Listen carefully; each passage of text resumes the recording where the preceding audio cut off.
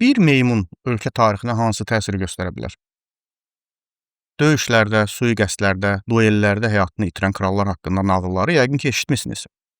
Lakin Yunanistan kralı 1-ci Aleksandrın ölümü bəlkə də dünya monarxiyaları tarixində ən absurd epizodlardan biridir. Bunu meymun edib. 1920-ci ilin oktyabrı.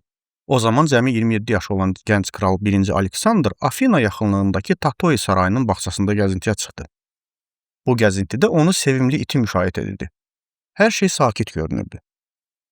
Ancaq qəfildən kolluqdan çıxan və bağbana məxsus əl meymunu kralın iti ilə dalaşmağa başladı.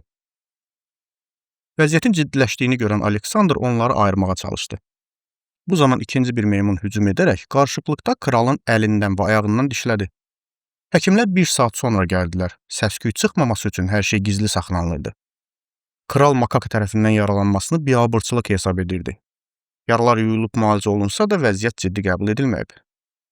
Bir neçə gündən sonra isə məsələ məlum oldu. Bədənə infeksiya daxil olub və artıq qanda zəhərlənmə başlamışdı. Həkimlər onun ayağını amputasiya etməyi məsləhət gördülər.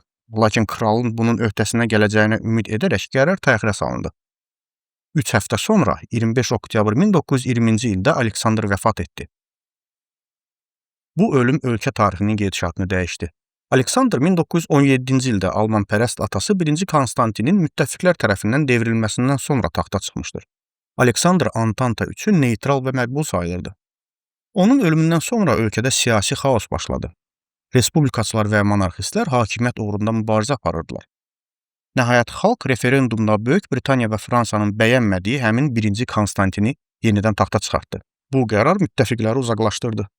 Yunanistan tək qaldı və tezliklə Türkiyə ilə 1922-ci il Kiçik Asiya fəlakəti kimi tanınan müharibənin içində oldu. Və bütün bunlar bəlkə də bir meymun kralı dişlədiyi üçün baş verdi.